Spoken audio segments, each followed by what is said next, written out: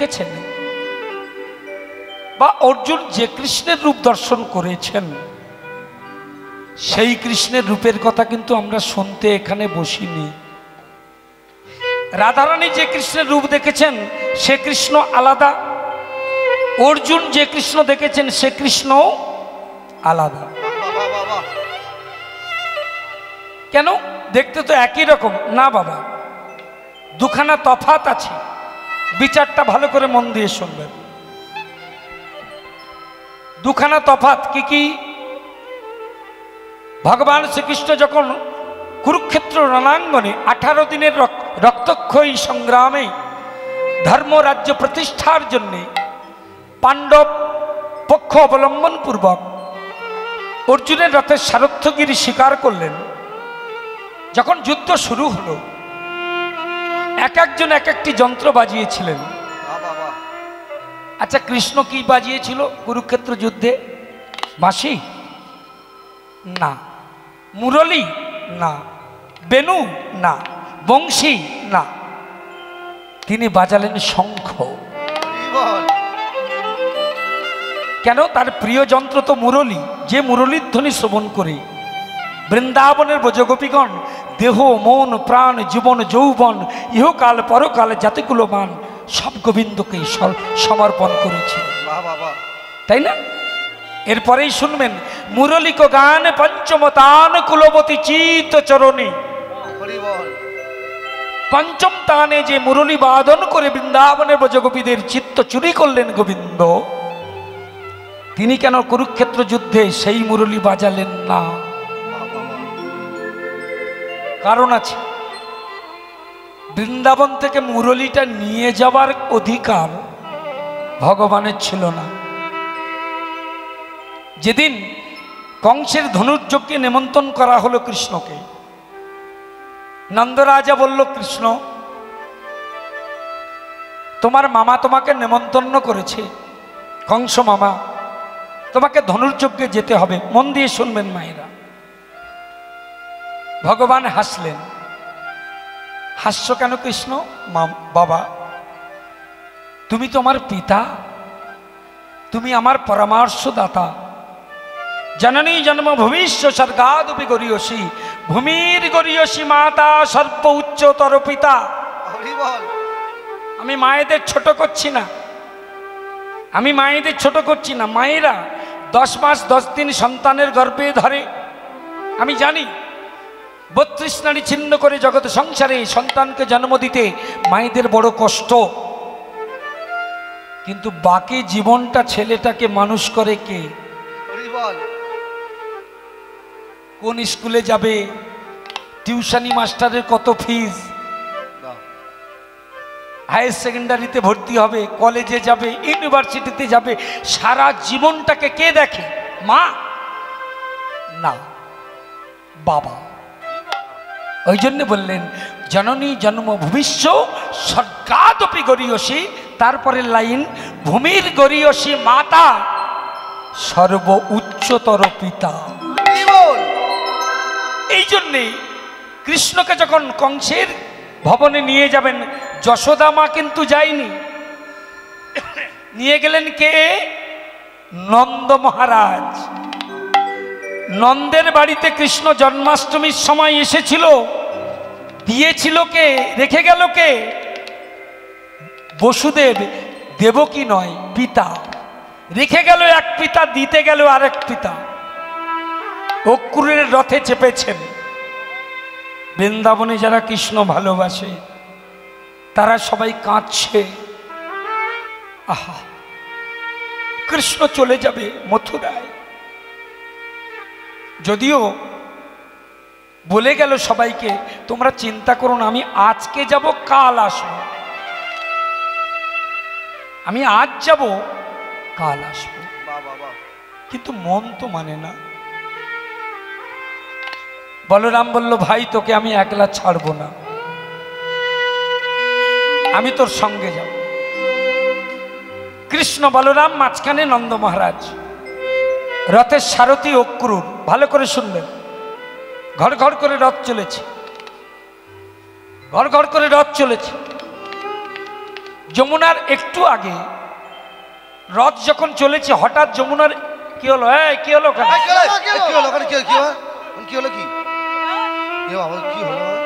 না না, আপনি বসুন। মানে বলরাম বলছে কি হলো ওখানে, মেয়েগুলো কি করছে? দেখছে একদল মেয়ে রাস্তার মাঝখানে বসে আছে। আরে কি হলো কি? ওটা রথ যাবে, তোমরা যদি রাস্তার মাঝখানে বসে থাকো তাহলে রথ কি করে যাবে? ওটা বলরাম বলছে। অন্তর্যামী ভগবান কৃষ্ণ বুঝতে পেরেছেন যে কারা রাস্তার মাঝখানে বসে আছে।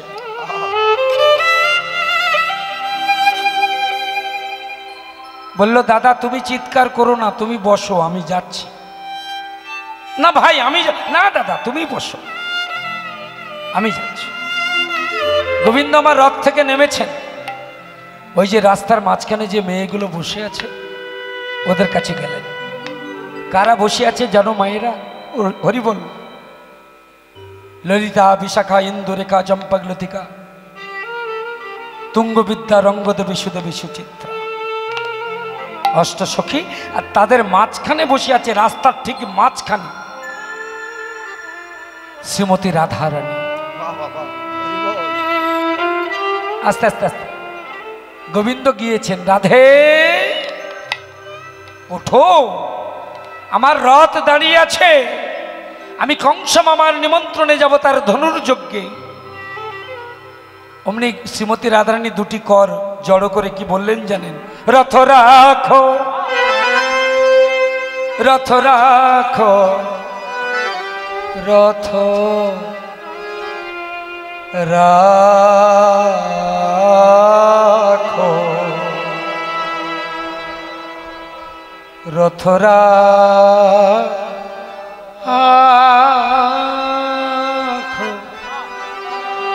রথ রাখো, রথ রাখো, রথ রাখো, রথ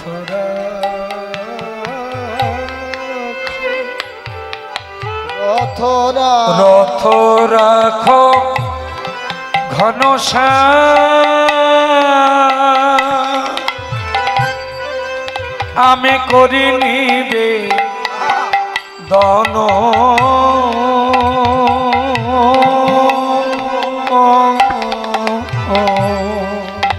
রথ রাখো ঘনশ্যাম, রথ রাখো ঘনশ্যাম আমি করি নিবেদন।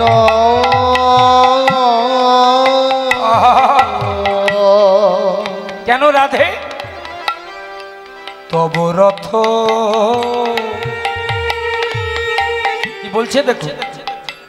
আর যদি একান্ত রথ নিয়ে যেতে চাও হে গোবিন্দ, তবে এই নিবেদনটা তুমি রাখো। তব রথ চক্রে যেন আমার হয় গো মর,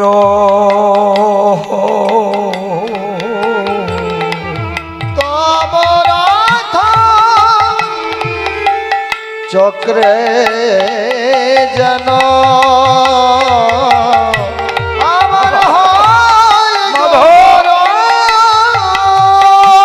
আমি রথ চক্রে প্রাণতে জীব, রথ চক্রে প্রাণতে জীব, আমি রথ চক্রে প্রাণতে জীব।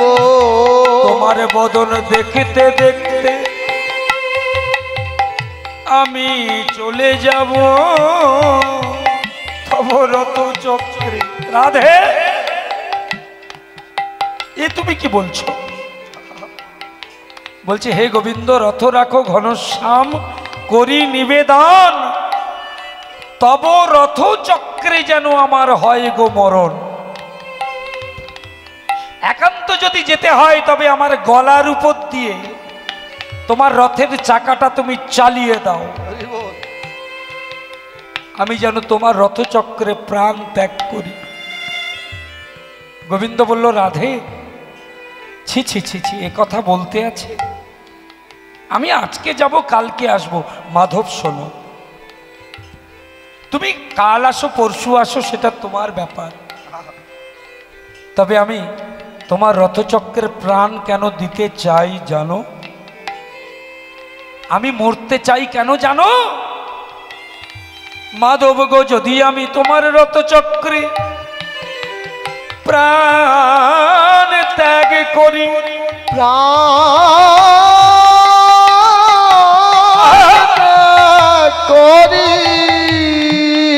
তবে ওগো শ্রীহরি, ওগো বংশীধারী,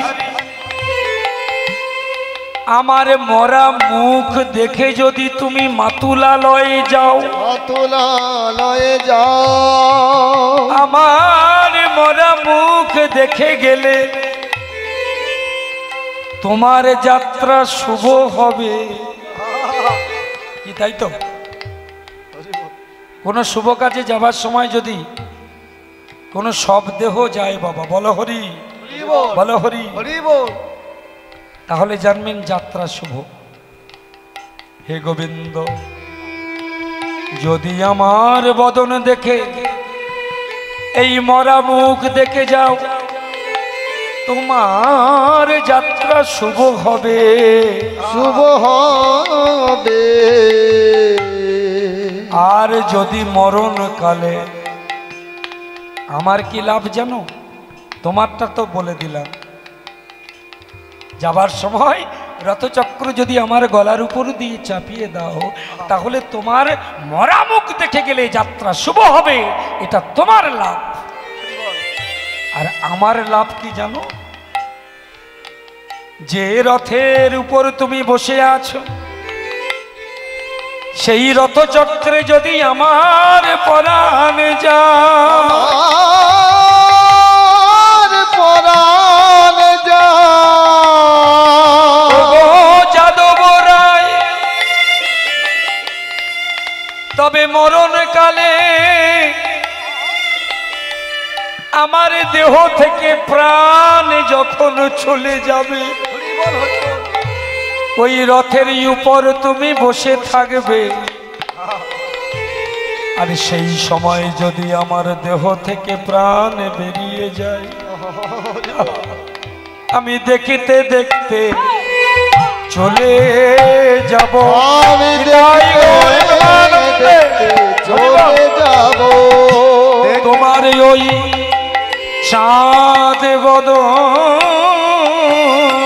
দেখতে দেখতে চলে যাব, তোমার চাঁদ বদন দেখতে দেখতে চলে যাব, তোমার ওই চাঁদ বদন যখনই আমার হবে মরণ, তোমার ওই চাঁদ বদন যখন আমার হবে, বলি তোমার ওই চাঁদ বদন আমার হবে, ধনী তাই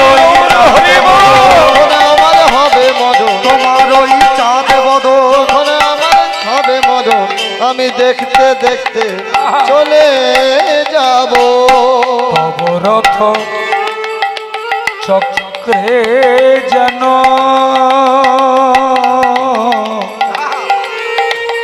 আমার হয় গো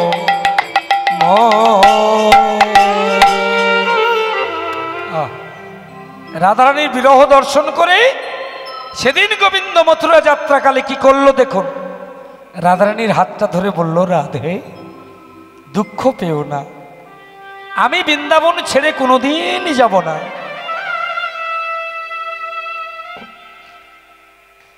তোমার মনে নেই স্বপ্ন বিলাসের দিন আমি কথা দিয়েছি, তোমায় কথা দিয়েছি, একটা পদাবলী আছে, ব্রজপুর ছড়ি কবহু না যাব।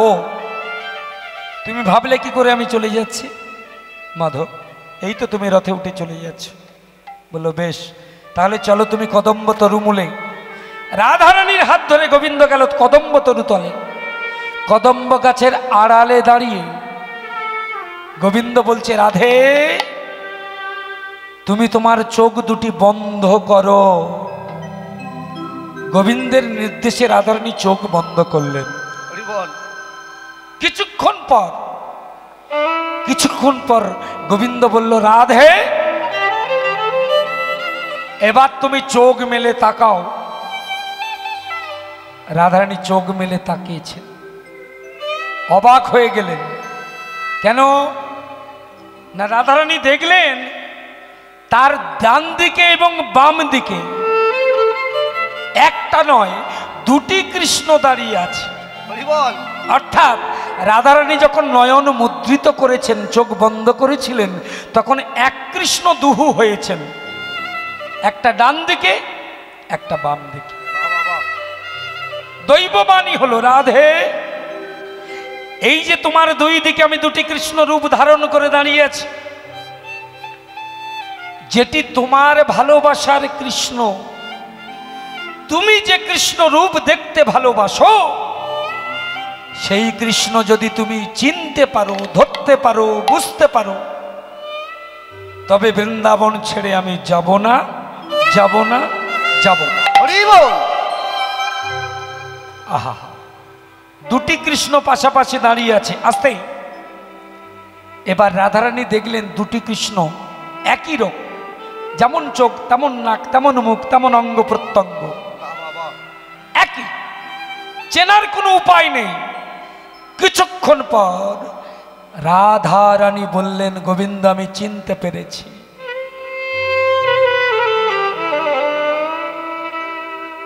ওই যে আমার দক্ষিণে যে তুমি দাঁড়িয়ে আছো, যার বামে আমি আছি, আমার দক্ষিণে তুমি আছো, এই কৃষ্ণটি হলো আমার কৃষ্ণ। আর আমার বাম দিকে যে কৃষ্ণ, যার দক্ষিণে আমি আছি, ওটা আমার কৃষ্ণ নয়, না আমার কৃষ্ণ নয়। রাধে তুমি কি করে বুঝলে? পার্থক্যটা কি করে ধরলে? গোবিন্দ আমার দক্ষিণে যে কৃষ্ণ সেটা আমার কৃষ্ণ, আর আমার বামে যে কৃষ্ণ সে আমার কৃষ্ণ নয়, এটা আমি কি করে বুঝলাম জানো? আমার দক্ষিণে যে কৃষ্ণ, তার চূড়ার উপরে ময়ূরের পাখা আছে, তার জঠর অঞ্চলে বাঁশি গোঁজা আছে, কিন্তু আমার বামে যে কৃষ্ণ, তার চূড়ায় ময়ূরের পাখা নেই, আর তার জঠরে বাঁশি নেই। কারণ আমার কৃষ্ণ হলো মাধুর্যের কৃষ্ণ, আর বাঁশি ছাড়া, ময়ূরের পুচ্ছ ছাড়া যে কৃষ্ণ, সে হলো ঐশ্বর্যের কৃষ্ণ। গোবিন্দ হাসতে হাসতে বলল, রাধে তুমি ধন্যা, তুমি নারী জাতির মধ্যে অগ্রগণ্যা, তুমি আমার ভক্তগণের মধ্যে অনন্যা। তুমি ঠিক বলেছ। যে কৃষ্ণ বৃন্দাবনে ছেড়ে যাবে, তার সাথে বাঁশি যাবে না, তার শিরায়, তার শিরে ময়ূরের পাখা যাবে না। সেই জন্য মায়েরা, কুরুক্ষেত্র যুদ্ধে কৃষ্ণ বাঁশি বাজাতে পারেনি, তিনি পাঞ্চজন্য শঙ্খ বাজিয়েছেন। আর বৃন্দাবনে যে কৃষ্ণ, যার রূপের কথা আমরা আজকে আস্বাদন করতে বসেছি, তিনি হলো মাধুর্যের কৃষ্ণ, যিনি এতে চাংশ কলা পুংস কৃষ্ণস্ত ভগবান স্বয়ং। যাকে দেখে এসে রাধারানী বলতে লাগলো, শরীরে আমি দেখে এলাম তারে রে তারে রে তারে রে তারে রে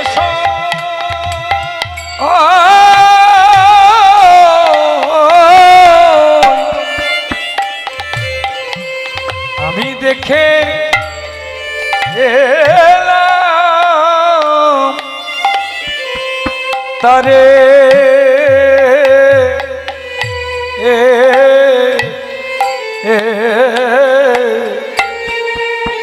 আমি দেখে এলাম তারে, আমি দেখে এলাম তারে রে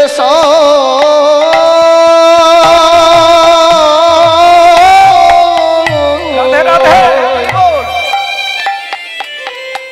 আমি দেখে এলাম তারে, দেখে এলাম তারে, ও তার একই অঙ্গে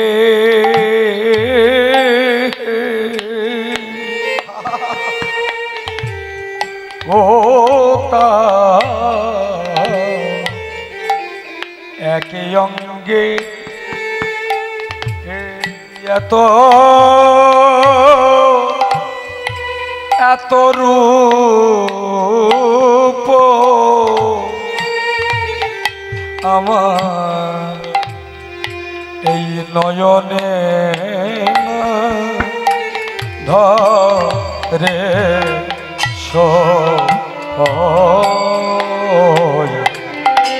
নয়নে না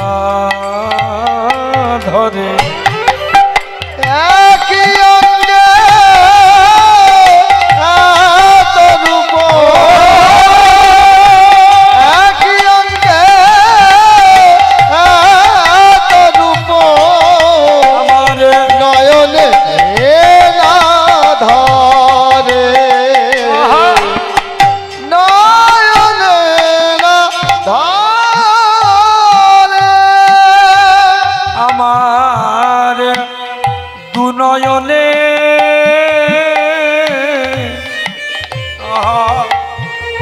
কতবার দেখিব আমার কতবার আমার দুনয়নে কতবার দেখব, আমার বধুর রূপ রাশি আমার দু নয়নে কতবার দেখিব, আমার বধূ আমার বধূ পরাশে যে রূপ দেখিতে বড় ভালোবাসি, আমার পরাণ বধূর গোপনাশি দেখতে বড় ভালোবাসি, আমার পরাণ বধূর গোপনাশি যে বধূ আমার কদম তলায় বাজায় বাঁশি, আমার পরাণ বধূর রূপরাশি কদম তলায় বাজায় বাঁশি, আমার পরাণ বধূর রূপরাশি যার হাতে বাঁশি আর মুখে হাসি, পরাণ বধূর রূপরাশি আর হাতে বাঁশি আর মুখে হাসি, আমার পরাণ বধূর রূপরাশি যে রূপ দেখলে যেতে হয় না গয়া কাশি, পরাণ বধূর রূপরাশি দেখলে হয় না গয়া কাশি, পরাণ বধূর রূপরাশি দেখলে যেতে হয় না গয়া কাশি, পরাণ বধূর রূপরাশি যে রূপ দেখলে যেতে হয় না গয়া কাশি, পরাণ বধূর রূপরাশি কদম তলায় বাজায় বাঁশি, বধূর রূপরাশি আবার কদম তলায় বাজায় আমার পরাণ মধুর রূপ রাশি শ্মশান মধুর রূপ রাশি শ্মশান মধুর রূপ রাশি পরাণ মধুর রূপ রাশি অরূপ দেখতে বড় ভালোবাসে একই অঙ্গে এত রূপ একই অঙ্গে এত রূপ আমার নয়নে ধরে নয়নে না ধরে শৈরে আমার গোবিন্দের সেই ভুবন ব্যাপী যে রূপ যোগীজন মুনিজন সাধকগণ কোটিকল্প যুগ ধরে ঊর্ধ্বপদে হেষ্টমুণ্ডে প্রজ্বলিত অগ্নিকুণ্ড জেলে যে কৃষ্ণ রূপ দর্শন করতে পারে না, বেলি রসকালে যমুনার কোলে সেই রূপে নয়ন দিয়ে আমি আমার দেহ মন প্রাণ জীবন যৌবন ইহকাল পরকাল জাত কুল মান বিষয় বৈভব সব দিয়ে চলে এলাম। আহা, ললিতা বিশাখা কাঁদছে আর বলছে রাধে তুইও নারী কিন্তু আমরাও নারী, আমরাও রূপ দর্শন করেছি কিন্তু তোর মতো রূপ আমরা দর্শন করতে পারি না। আমাদের শ্রদ্ধা নাই, আমাদের অনুরাগ নাই, আমাদের ভক্তি নাই, আমাদের কৃষ্ণ প্রেম নাই। যে নয়ন থাকলে তবে কৃষ্ণ রূপ দর্শন করা যায়, সেই রূপ যে আমাদের নাই ভাই। তাই বল রাধে বল, কি দেখেছিস তুই আমাদের কাছে খুলে বল, কি দেখেছিস শুনবি? তবে শোন। বেঁধেছে বিনয় বেঁধেছে বিনয় বেঁধেছে বিনয় বিনোদ চূড়া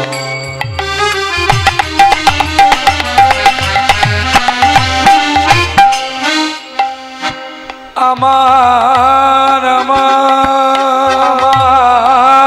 আমার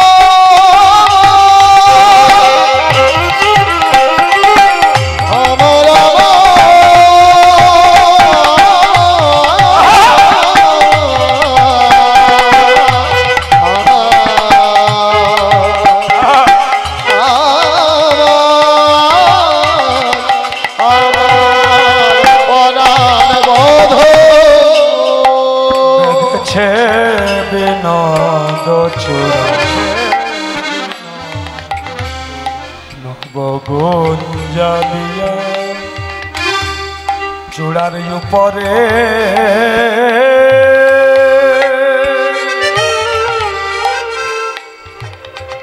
ময়ূরের পাখা ময়ূরের পাখা ময়ূরের পাখা কে বেঁধে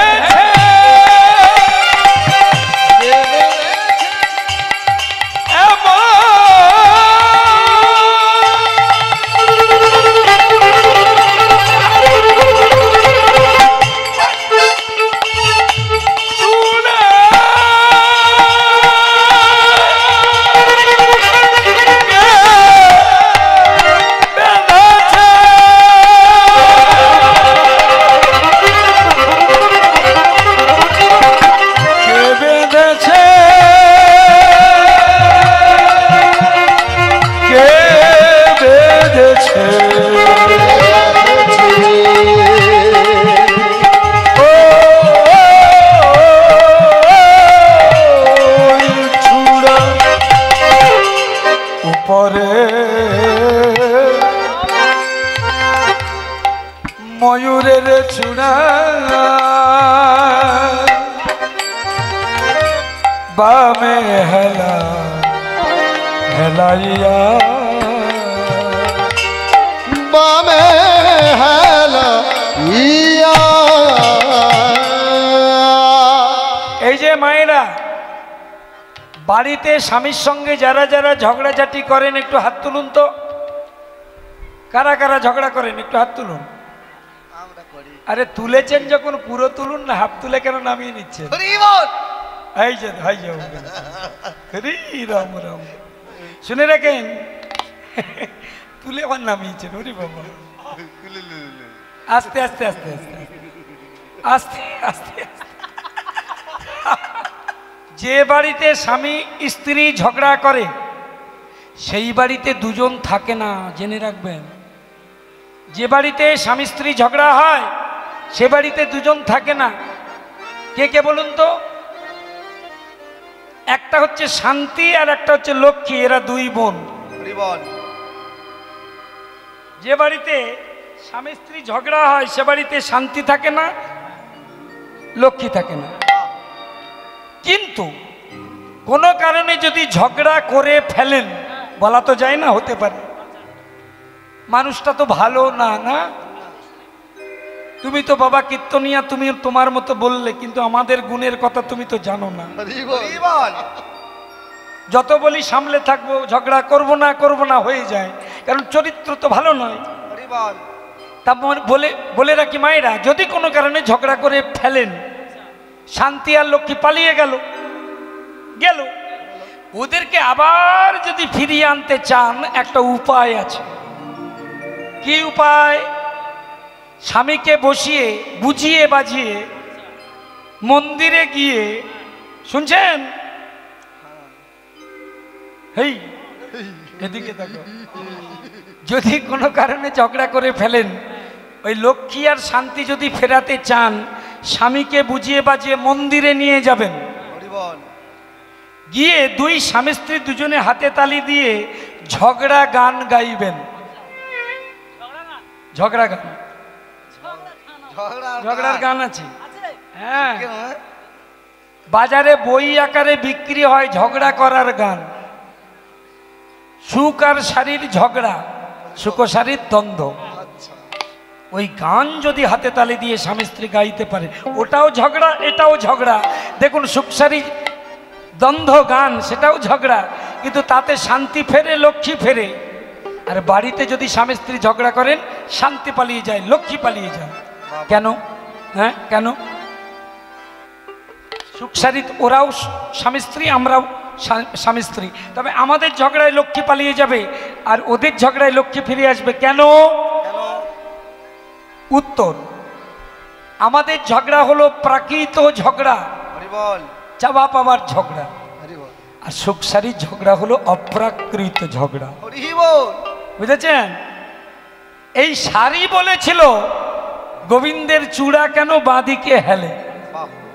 এই যে বলছে পদকর্তা, যার গান শুনছেন তার বাড়ি বেশি দূর নয়, আপনাদের পাশের জেলা বর্ধমানে ফুটিসাগর ওপারে। কি নাম? জ্ঞানদাস ঠাকুর। গ্রামের নাম কাঁদরা শ্রীপাঠ। আমি কয়েকবার গান করেছি ওখানে। এইগুলো তো প্রাপ্তি বাবা, না কি বলেন?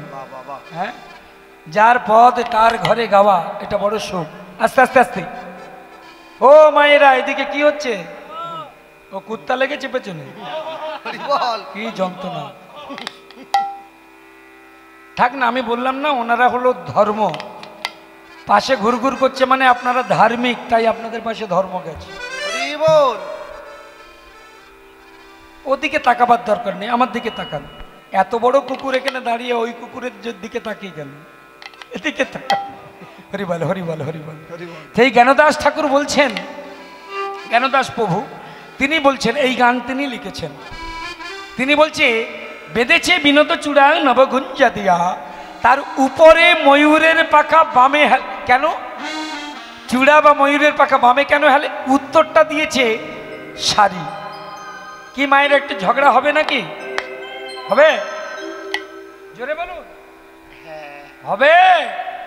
তাহলে হাতে একটু তালি দিতে হবে যে ও বৃন্দাবন বিলাসিনী রাই আমাদের, তালে তালে বন বিলাসিনী রাই আমাদের, ও বৃন্দাবন বিলাসিনী রাই আমাদের, ও বৃন্দাবন বিলাসিনী রাই আমাদের, রাই আমাদের, রাই আমাদের, রাই আমাদের, রাই আমাদের, রাই আমাদের, আমরা রায়ের রাই আমাদের। ও বৃন্দাবন বিলাসিনী রাই আমাদের, ও বৃন্দাবন বিলাসিনী রাই আমাদের, সুখ বলে, সুখ বলে, সুখ বলে হে আমার কৃষ্ণ মদন মোহন, আহা সুখ বলে আমার কৃষ্ণ মদন মোহন, সুখ বলে আমার কৃষ্ণ মদন মোহন, সুখ বলে আমার কৃষ্ণ মদন মোহন, সারি বলে, সারি বলে, সারি বলে, সারি বলে আমার রাধা, সারি বলে আমার রাধা, সারি বলে আমার রাধা, কৃষ্ণের বামে যত ক্ষণ নইলে, এই যে শুধুই মদন, বুঝলে? ওই করতালি দিচ্ছেন আপনারা? কেন এই গানের সময় করতালি কেন? কেন এটা জেনে নিন আগে। সুখ আর সারি যে গাছে বাস করতো গাছটার নাম কি? জোরে বলবেন। কি গাছ জানেন না? শুনেছেন, ভুলে গেছেন। গাছটির নাম কদম গাছ। একটা ডালে সুখ বসে থাকতো, একটা ডালে সারি বসে থাকতো, এক জায়গায় বসতো না। আমরা যারা এখানে উপস্থিত আছি, আমাদের এখানেই কদম গাছ আছে। এখানে দুখানা ডালে দুটো পাখি বসে আছে। এই যে আমাদের দেহগুলো দেখছেন, এদিকে তাকান। আমার আপনার আমাদের যে দেহগুলো এক একটি কদম গাছ। হরে কৃষ্ণ। এগুলো তত্ত্ব কথা। এই যে ডান হাত আর বাম হাত, এই দুটি হাতই হচ্ছে আমাদের দুখানা ডাল, কদম গাছের দুখানা শাখা। এই ডান দিকে বসে আছে ভক্তি। এই যে আপনারা সেবা করেন না ভক্তিযুক্ত হয়ে, হে ভগবান সেবা গ্রহণ করো, এইখানে ভক্তি আছে। আর বাঁ থেকে বসে আছে, এই ডালে বসে আছে অনুরাগ। কি হলো? কি হলো? এই রে আমার জল দেখাচ্ছ? জল দেখাও, মাঝে মাঝে জল দেখানো ভালো, কিন্তু জল দেখাতে গিয়ে যদি গোল পাকিয়ে দাও গন্ডগোল তো। হ্যাঁ, একটু ওদের বলো না যে একটু আস্তে আস্তে, মা একটু জল খাও, কিন্তু কথা বলো না মা আমার, সোনা মা আমার, জল খাও কিন্তু কথা বলো না মা, সোনা মা আমার। হ্যাঁ, না না, পিপাসার জল খাবেন, নিশ্চয়ই খাবেন, কেন খাবেন না? হরে কৃষ্ণ। তাহলে এইটাতে অনুরাগ আছে আর এইটাতে ভক্তি আছে। অনুরাগ হলো পুংলিঙ্গ আর ভক্তি হলো স্ত্রীলিঙ্গ। এই ভক্তি হচ্ছে সারি আর অনুরাগ হচ্ছে সুখ।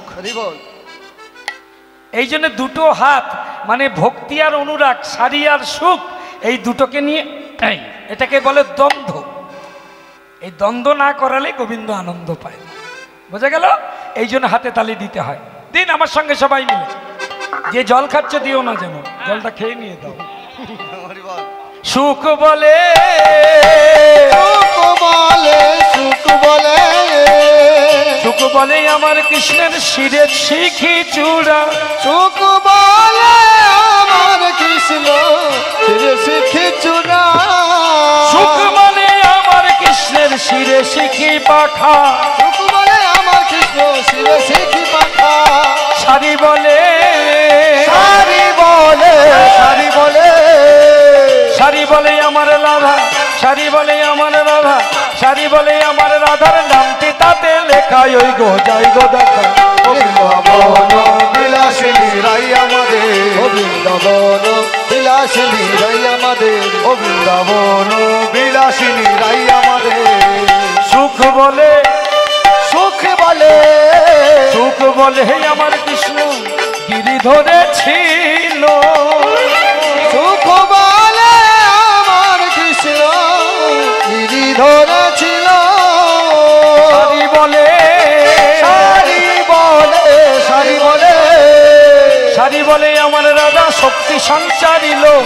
সারি বলে আমার রাধা শক্তি সঞ্চারিল, সারি বলে আমার রাধা শক্তি সঞ্চারিল। শক্তি সঞ্চারিত।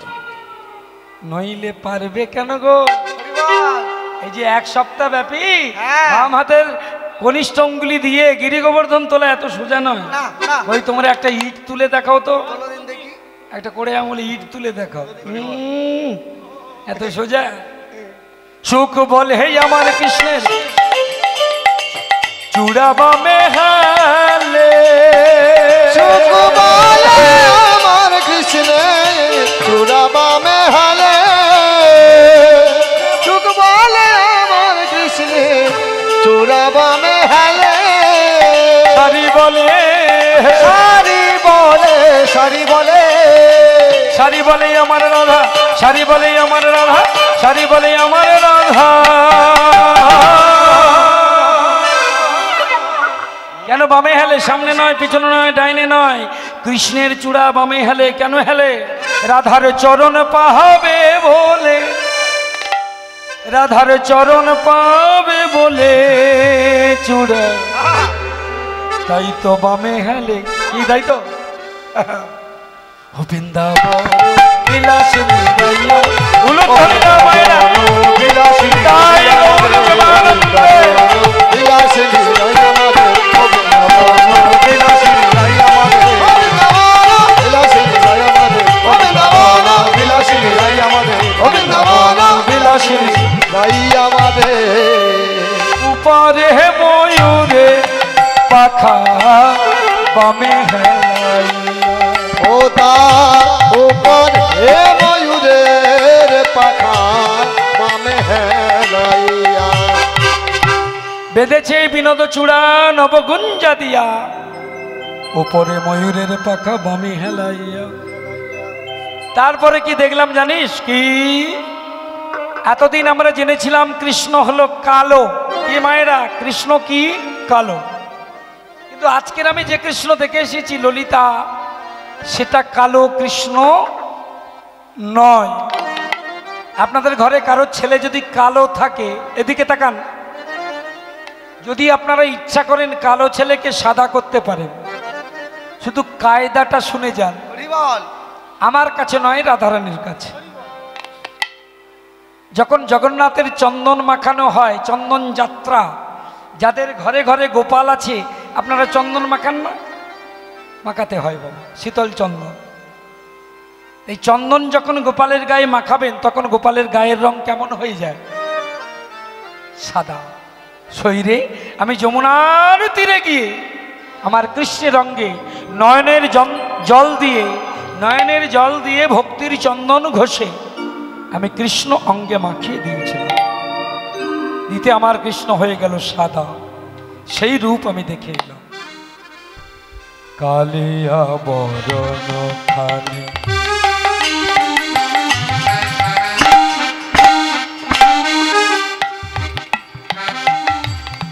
চন্দনেতে মাখা, চন্দনেতে মাখা, চন্দনেতে মাখা, কালিয়া বরণ কালিয়া মাখা, চন্দনেতে মাখা, চন্দনেতে মাখা, আমা হইতে জাতি কুল, জাতি কুল, জাতি কুল, জাতি কুল, না না না না নাহি গেল রাখা, নাহি গেল রাখা। কালিয়া বরণ চন্দনেতে মাখা, চন্দনেতে মাখা, চন্দনেতে মাখা। মোহন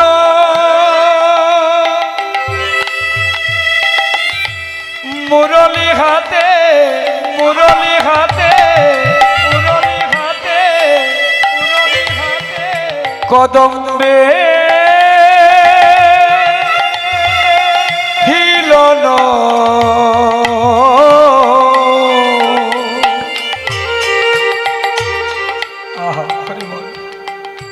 দেখিয়া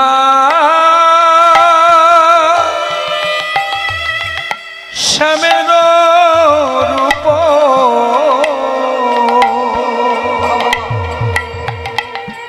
হইলাম অচেতন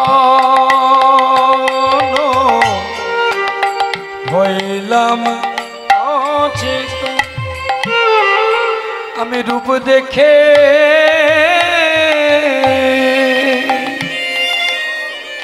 আস্তে আস্তে অচেতন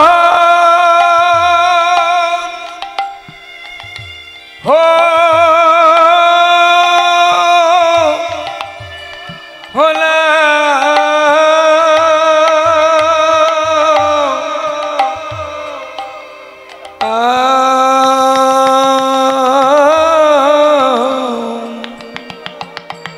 ওই রূপ দেখে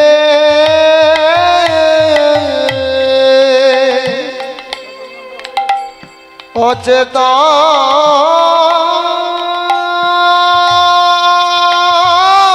হরি বল হরি বল हो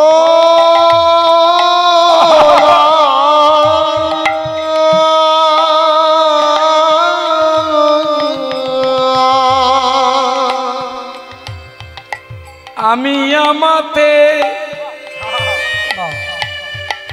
শরীরে